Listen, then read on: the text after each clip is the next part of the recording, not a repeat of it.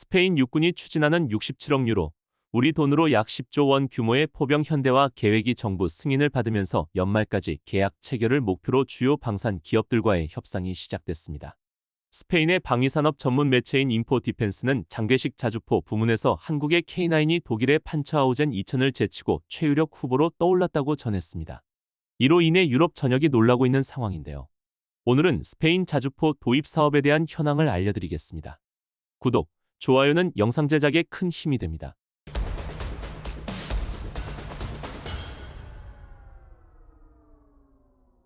유럽 남서쪽 끝, 한동안 방위비 구멍 소리까지 들었던 스페인 육군이 지금은 정반대 선택의 기로에 서 있습니다.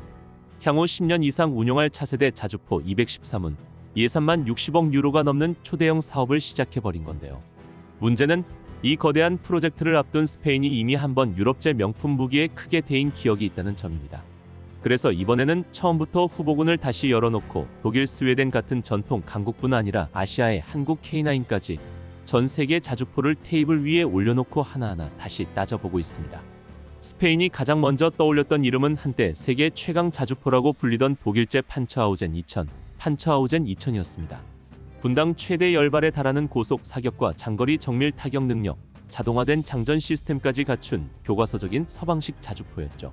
하지만 우크라이나 전쟁을 거치면서 이 완벽해 보이던 자주포의 그림자가 적나라하게 드러났습니다. 독일 국방부 내부 평가에서 전체 장비의 3분의 2가량이 실제로는 가동 불능 상태라는 사실이 공개됐고, 우크라이나에 보내진 판처하우젠 2000 일부는 전선에 나가자마자 잦은 고장과 예비 부품 부족으로 후방 정비기지로 되돌아가는 일이 반복됐습니다. 고장 자체가 아니라 조금만 격하게 운용해도 정비 인력과 부품, 전용 설비가 폭발적으로 필요해지는 극도로 손이 많이 가는 자주포라는 한계가 드러난 겁니다. 스페인이 이 자료들을 면밀히 들여다보면서 계산기를 두드려보니 문제가 더 명확해졌습니다. 판처하우젠 2000은 애초에 단가부터 비싸지만 진짜 부담은 그 다음 30년 동안 들어갈 유지 정비 비용과 부품 탄약 체계 전체를 유럽식으로 맞춰야 한다는 점이었습니다. 스페인 육군이 실제로 임무를 수행해야 하는 환경은 우크라이나와 마찬가지로 고온 먼지, 혹사 운용이 일상인 나토 동부전선, 사헬 파병, 자국 내 혹서, 혹한이 뒤섞인 복잡한 기후입니다. 이런 조건에서 판처하우젠 2000은 스펙만 보면 최고지만 항상 굴러가는 야전용 자주포보다는 정비병과 예산을 갈아 넣어야 하는 예민한 장비에 가깝다는 평가가 스페인 내부에서도 조용히 퍼졌습니다. 결국 스페인 국방부는 가격, 부품 수급, 가동률, 자국 산업 참여도를 종합적으로 검토한 끝에 판처하우젠 2000 도입안을 사실상 접어버렸고, 이 결정은 스페인에게 유럽제 명품 무기라고 해서 무조건 정답은 아니라는 뼈아픈 교훈을 남겼습니다. 사실 스페인이 이런 판단을 내리게 된 배경에는 레오파르트 전차에서의 씁쓸한 경험도 함께 깔려 있습니다. 스페인은 1990년대 후반 독일과 손을 잡고 레오파르트2를 국산화한 레오파르도 2이 사업에 뛰어들었습니다. 차체 일부를 자국에서 생산하고 포탑과 전자장비, 각종 교육 시뮬레이터까지 포함한 대규모 패키지였죠. 하지만 시간이 지나면서 문제는 서서히 드러났습니다. 설계 부품의 핵심은 여전히 독일에 묶여 있었고, 국산화 과정에서 예상보다 훨씬 큰 비용이 들면서 사업 예산은 눈덩이처럼 불어났습니다. 여기에 독일 업체와의 계약 구조, 스페인 국내 정비 인프라 한계까지 겹치면서 전차의 상당수가 창고에 묶이거나 낮은 가동률에 머무는 상황이 반복됐습니다. 러시아의 우크라이나 침공 직후인 2022년 키이우로 보낼 레오파르트 2A4 전차 지원 문제가 불거졌을 때 이 문제가 한꺼번에 터져나왔습니다. 스페인 육군이 보관 중이던 예비 전차 상당수가 장기간 방치로 인해 곧바로 전선에 투입하기 어려운 상태라는 사실이 알려지면서 국내 언론과 정치권에서는 이게 과연 실전 전력인가라는 비판이 쏟아졌습니다. 결국 스페인은 뒤늦게 일부 전차를 대규모 개량 정비한 뒤에야 우크라이나로 보내겠다고 밝히는 등 체면을 구긴 뒤에야 상황 수습에 나섰습니다. 지금도 스페인 정부와 방산업체들은 레오파르도 2의 포신 생산 체계, 계열 업그레이드 사업 등을 서둘러 추진하며 뒤늦은 손질에 나선 상태입니다. 이처럼 스페인은 자주포와 전차 모두에서 멋진 카탈로그만 믿고 유럽제 프리미엄 무기에 올인했다가 실전 가동률과 유지비, 부품 수급에서 뼈아픈 대가를 치른 경험을 이미 2번이나 겪었습니다. 그래서 이번 213은 규모의 차세대 자주포 사업에서는 처음부터 기준을 완전히 바꿔버립니다. 더 멀리, 더 정확히 쏘는 것도 중요하지만 10년, 20년 뒤에도 예산 안에서 계속 굴릴 수 있는가, 혹독한 기후와 지형에서 실제로 얼마나 버티는가, 그리고 자국 산업과 얼마나 함께 갈 수 있는가를 최우선에 놓기 시작한 겁니다. 그런 스페인 육군의 시선이 이제 유럽이 아닌 한국의 K9 자주포로 서서히 옮겨가고 있습니다. 스페인 내부 기류가 눈에 띄게 달라지기 시작한 건 지난 몇 년간 반복된 유럽 방산 협력 실패에 대한 피로감이 한계점에 도달하면서부터였습니다. 독일, 프랑스, 영국과의 공동개발 프로젝트는 늘 그럴듯하게 시작됐지만 실제 결과는 예외 없이 스페인이 비용을 더 냈음에도 기술은 거의 가져오지 못한 구조였죠. F-110 구축함 전자전 체계, 유로파이터 업그레이드, 중거리 방공체계 공동개발 등 여러 사례에서 스페인은 비용 초과 일정 지연 기술 이전 제한이라는 삼중고를 반복해 겪었습니다. 결국 이번 대규모 포병 현대화 사업만큼은 과거의 방식대로는 절대 안 된다는 여론이 국방부 내부에서조차 공감대가 되어버렸습니다. 이런 상황에서 스페인 국방부가 가장 먼저 직면한 현실은 낡아버린 포병 전력이었습니다. 나토 남부전선을 책임지는 나라임에도 스페인 육군의 주력 자주포는 1970년대에 도입된 M109 96문이 전부였고 사실상 현대전에서는 사용이 어려운 수준까지 노후화돼 있었습니다. 러시아, 중국, 중동권의 중거리 타격 능력이 급속히 향상된 상황에서 스페인의 포병 화력은 이미 시대에 뒤처져 있었고 결국 정부는 214문의 신형 자주포 도입을 공식화하며 포병 체계를 아예 처음부터 다시 구축하기로 결정합니다. 사업 규모도 압도적입니다. 장괴식 128문, 장륜식 86문에 더해 탄약 보급 차량, 회수 차량, 정비 차량, 지휘 통제 차량까지 포함된 하나의 포병 생태계 전체를 재건하는 프로젝트로 총 예산만 무려 67억 유로. 단순히 새로운 화포를 들여오는 수준을 넘어서 스페인 국방 산업을 다시 설계하는 전략 사업이 될 수밖에 없었습니다. 그런데 지난 7, 8월 유럽 방산업계는 예상치 못한 뉴스에 크게 흔들렸습니다. 판처하우젠 2000 최신 개량형이 막 공개된 시점에 스페인이 독일을 건너뛰고 한국의 K9을 사실상 1순위로 올렸다는 보도가 나온 것이죠. 유럽 내부에서는 설마 스페인이 아시아 무기를 선택하겠냐는 분위기가 강했는데 막상 뚜껑을 열어보니 스페인 국방부는 K9과 한국 업체들의 제안서를 매우 높게 평가하고 있었습니다.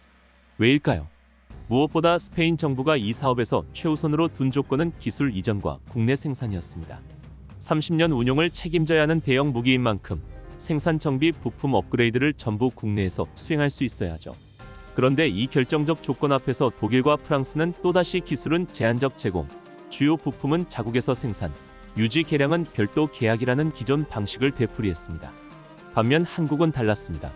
스페인 사업의 핵심 업체인 인드라가 주도권을 확보할 수 있도록 K9의 설계권 이전과 스페인화 개조 권한까지 포함한 패키지를 제안한 것으로 알려졌습니다. 현지 생산 라인을 구축하고 정비 탄약 보급 체계도 스페인 기업을 중심으로 재편할 수 있도록 협력 범위를 넓힌 것이죠. EM&E는 포병 모듈을 맡고 인드라는 통합 시스템과 생산 설계를 담당하는 방식으로 이미 업무 배분 시뮬레이션까지 끝낸 상태라고 알려졌습니다.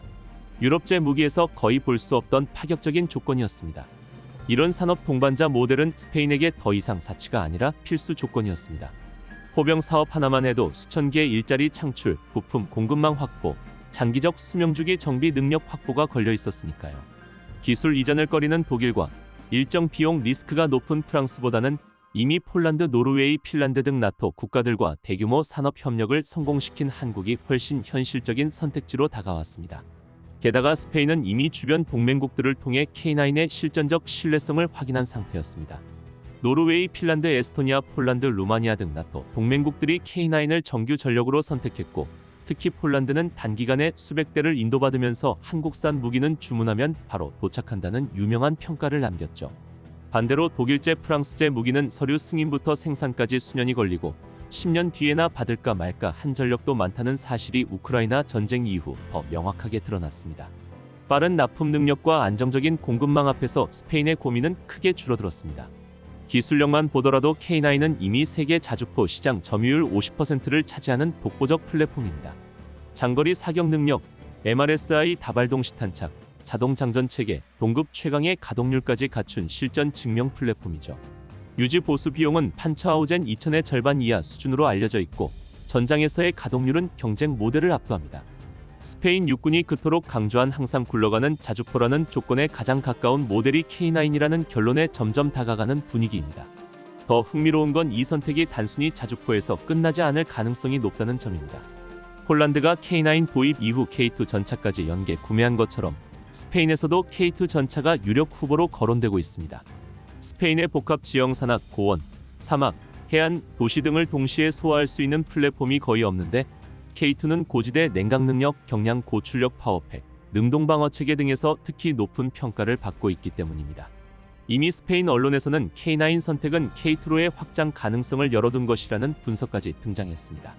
이처럼 스페인 육군의 선택 기준이 완전히 바뀌면서 K9은 단순한 후보를 넘어 사실상 유력한 실질 1순위로 올라선 상황입니다. K9 자주포는 높은 가동률과 즉시 전력화 능력 그리고 대규모 기술 이전까지 가능해 스페인의 경제 군사 요구를 모두 충족했습니다. 이 선택은 단순한 전력 보강을 넘어 유럽 방산 질서에 균열을 내며 한국산 무기가 유럽 심장부까지 본격적으로 진출하는 신호탄으로 평가되고 있습니다. 다음은 한국의 또 다른 미사일에 대한 11월 23일 영상입니다.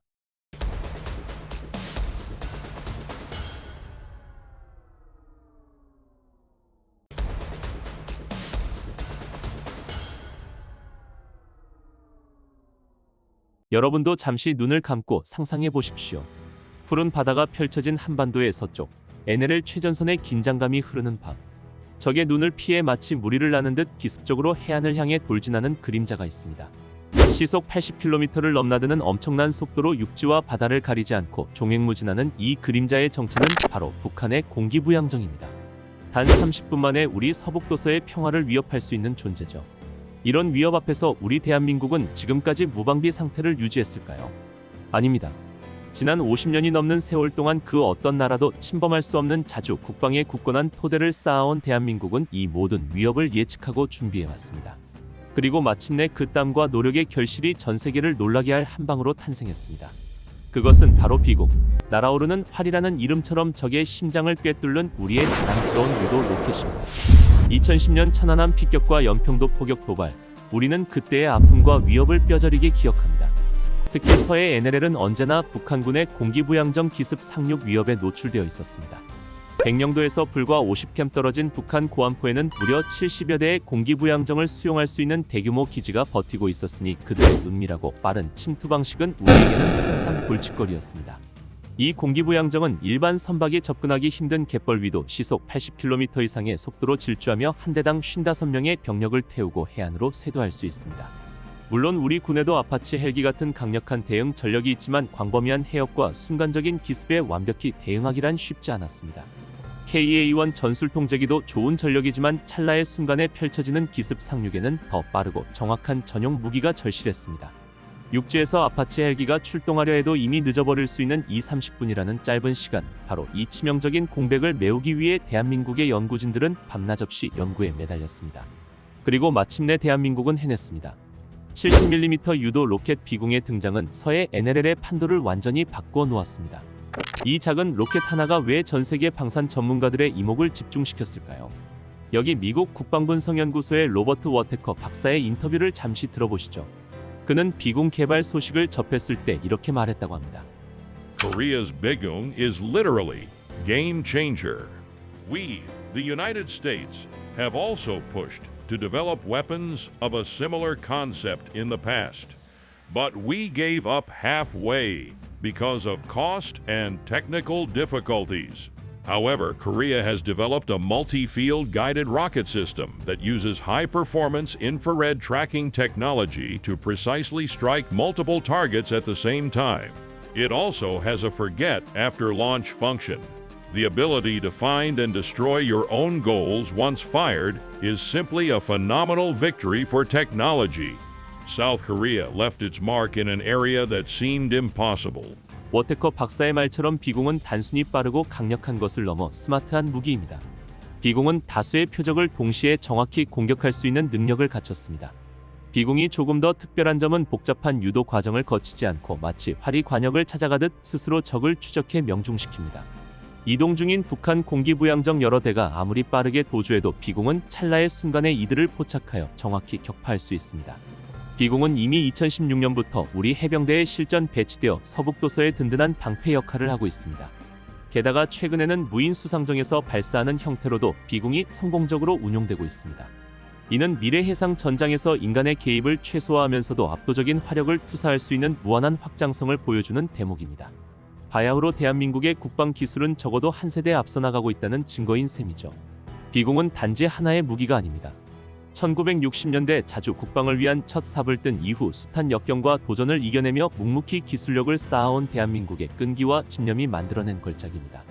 지금 K방사는 전 세계 방산 시장의 뜨거운 별로 떠올랐습니다. K9 자주포, FA50 경공격기, K2 흑표 전차 등 대한민국의 무기들은 그 성능과 가격 경쟁력을 인정받으며 세계 각국의 군사력을 강화하는 핵심 전력으로 자리매김하고 있습니다. 최고의 가성비를 넘어 최고의 성능을 가진 무기로 평가받으며 이제 대한민국은 세계 무기 시장의 글로벌 주력 공급자로 우뚝 섰습니다. 다른 나라의 유도 미사일 가격은 최소 수억 원, 많게는 수십억 원을 호가합니다. 예를 들어 미국의 헬파이어 미사일 한 발이 약 2억 원에 달한다고 알려져 있죠. 하지만 우리 비공의 유도 로켓 한 발은 놀랍게도 수천만 원대에 불과합니다. 어떻게 이런 기적이 가능했을까요? 저는 미국의 유명 방위산업 전문 매체인 밀리터리 리서치 포커스의 선임 분석가인 앤더슨 씨와의 인터뷰를 기억합니다. Korea's Bigung was incredible when I first heard about the development. While miniaturizing the core technology of guided navigator and controls, we miraculously combined inexpensive components instead of complex components of traditional guided systems. This allowed us to keep our performance intact while lowering our prices to 30% levels of similar guided weapons. It goes beyond just cheap. Korea presented an innovative paradigm of low cost and high efficiency to the global defense industry market, which was trapped in the trap of high cost and low efficiency. This is an absolutely impossible achievement without the support of technology and creativity. Korea once again showed the world we are different. 이처럼 비공은 탁월한 성능과 경제성을 동시에 잡았습니다. 단순히 가격 대비 성능이 좋다는 의미를 넘어 국방 예산을 효율적으로 운용하면서도 압도적인 전력을 확보할 수 있게 해주는 전략적 무기인 셈입니다. 불가능에 가까운 도전을 기어이 성공시켜낸 대한민국 기술진의 땀과 노력에 우리는 다시 한번 경의를 표할 수밖에 없습니다. 비공의 또 다른 비장의 무기는 바로 독립적인 작전 수행 능력입니다. 표적을 스스로 찾아내고 정보를 분석해 발사 명령을 내리며 최종적으로 적을 타격하는 유도 로켓까지 이 모든 시스템이 하나의 차량에 완벽하게 통합되어 있죠. 이로 인해 복잡한 지휘 체계나 다른 외부 장비의 도움 없이도 단독으로 전장에 나서서 임무를 완수할 수 있는 것입니다. 특히 최신 전술 차량이나 튼튼한 트럭에 20발의 발사관을 장착한 발사기를 2대나 실을 수 있습니다. 이것은 무슨 의미일까요? 그렇습니다. 순식간에 40발의 유도 로켓을 맹렬하게 퍼부을 수 있다는 뜻입니다. 비록 탄도 위력이 거대 미사일처럼 강력하지는 않지만 수십 발의 비공이 동시에 쏟아진다면 적의 대규모 공기부양정 편대는 그야말로 하늘에서 불벼락이 떨어지는 공포를 맛보게 될 것입니다. 2015년 4월 비공은 실전 배치에 앞서 운영평가 시험에서 그 위력을 입증했습니다. 2차례의 추가 시험에서도 무인 표적을 정확히 격파하며 기동 중인 표적 선박을 완벽히 명중시키는 영상을 공개하여 전 세계를 놀라게 했습니다. 심지어 최대 사거리인 8km 거리에서도 고속으로 움직이는 표적에 모두 명중하는 놀라운 명중률을 기록했으니 군 당국조차 그 성능에 매우 만족하며 운용 적합 판정을 내릴 수밖에 없었습니다. 미국과의 공동 연구 사례도 있지만 비공은 사실상 대한민국의 독자 기술로 개발된 무기입니다. 어떤 해외 기술에 의존 없이 우리 스스로 모든 난관을 극복하고 오직 대한민국의 힘으로 이루어낸 쾌거인 셈이죠. 이는 단순히 무기 하나를 만든 것이 아니라 대한민국이 자주 국방의 꿈을 현실로 만들고 세계 방위산업을 선도하는 당당한 주역으로 발돋움했음을 만천하에 알리는 사건입니다. 비공이 가진 진짜 마법 같은 능력은 무엇일까요? 앞서 말씀드렸던 북한 공기부양정의 위협, 혹시 잊으셨을지 모르겠습니다. 서해안 일대에만 무려 100여 척이 넘는 공기부양정이 전진 배치되어 있다는 충격적인 사실을요. 만약 적이 이 100여 척을 한꺼번에 투입하여 대규모 상륙 작전을 감행한다면 어찌 될까요? 상상만 해도 아찔하지만 대한민국은 이 최악의 시나리오까지도 철저히 대비했습니다. 비공은 단순히 한 발 한 발을 쏘는 미사일이 아닙니다. 적외선 영상 탐색기라는 첨단 눈을 가지고 있어서 동시에 움직이는 수많은 적들을 놓치지 않고 꿰뚫어 봅니다.